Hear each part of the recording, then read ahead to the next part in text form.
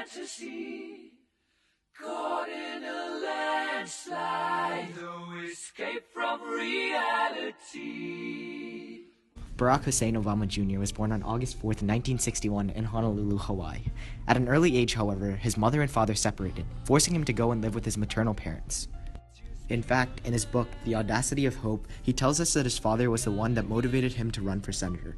He later tells us that it was also the reason that he ran for president of the United States. Growing up, Barack first went to Columbia Law School and then from there moved to Harvard Law School, where he met his future wife, Michelle. After graduating Harvard Law School, he worked for the Harvard Business Review, a prestigious group of business majors who published a high-end business magazine. Being the first African-American man to be the head of the Harvard Business Review, Barack became interested in government and the law. He also became more and more bothered by the societal issues that people like him had to face. This inspired him to run for the state senator of Illinois, which he won in 2005. As senator, he worked on many social issues such as health, education, labor, and the environment. As the chairman of the Subcommittee on European Affairs, he also worked on foreign relations. After he ended his term in 2008, he proceeded to run for the President of the United States.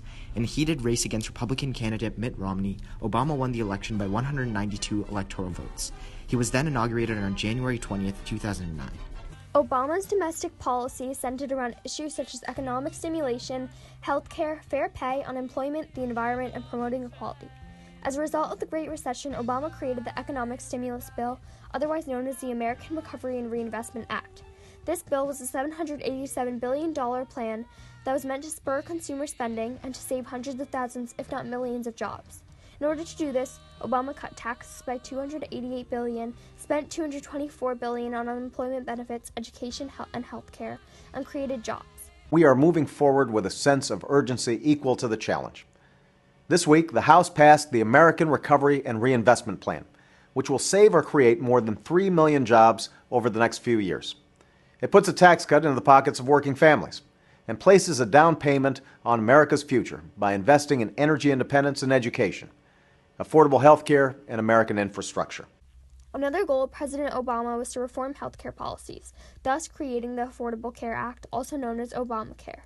Its goal was to give more Americans access to affordable yet quality health care. President Obama's intention was also to reduce growth of healthcare spending and to increase the amount of healthcare benefits. The act required that all Americans had health insurance by 2014, and if they didn't, they were to pay a penalty. The act set up a new competitive health insurance market, giving Americans access to group buying power and allowing them to receive cost assistance. Obama was also known for making improvements in our country's equality. In July 2014, Obama signed an executive order prohibiting federal contractors from discriminating against any employee based on their skin color, race, sexual orientation, or gender. He also ended legal defense of the Defense of Marriage Act, which defined marriage as only between a man and a woman. Until we reach that day, my administration is no longer defending DOMA in the courts. The law is discriminatory. It violates the Constitution. It's time for us to bring it to an end.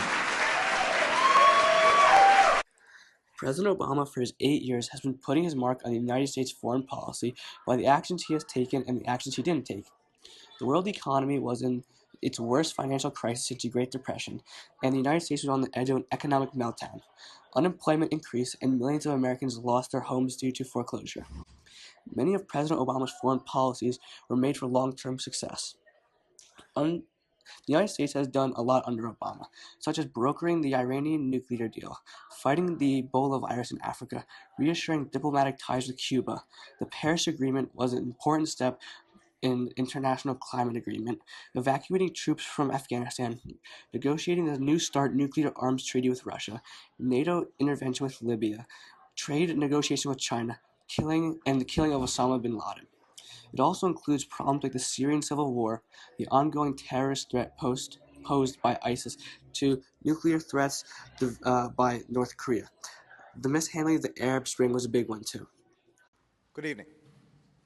Tonight, I can report to the American people and to the world that the United States has conducted an operation that killed Osama bin Laden, the leader of al-Qaeda, and a terrorist who's responsible for the murder of thousands of innocent men, women, and children.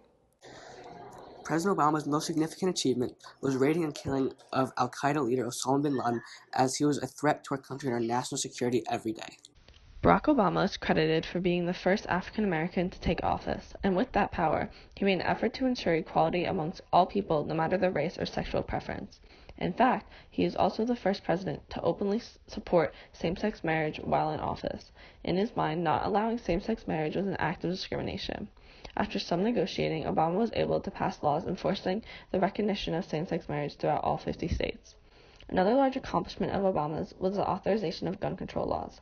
After recognizing that violence in the U.S. had gotten out of hand, Obama stepped in to restrict the purchasing of these weapons. Obama also began to promote mental health awareness due to the fact that it was often overlooked, yet it was often a cause of violence.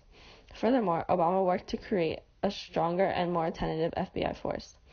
During his presidency, Obama worked to give everyone a fair access to health care, regardless of their status or wealth. Obamacare, or the Affordable Care Act, was created in order to provide everyone with access to health care.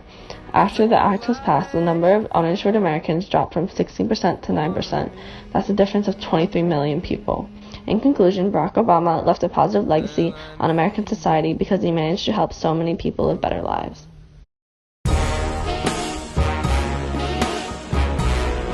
I'm feeling good. And with that, I just have two more words to say. Obama out. Fish in the sea, you know how I feel. River running free, you know how I feel. Blossom on a tree, you know how I feel.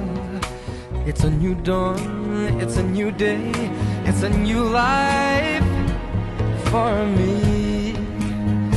And I'm feeling good.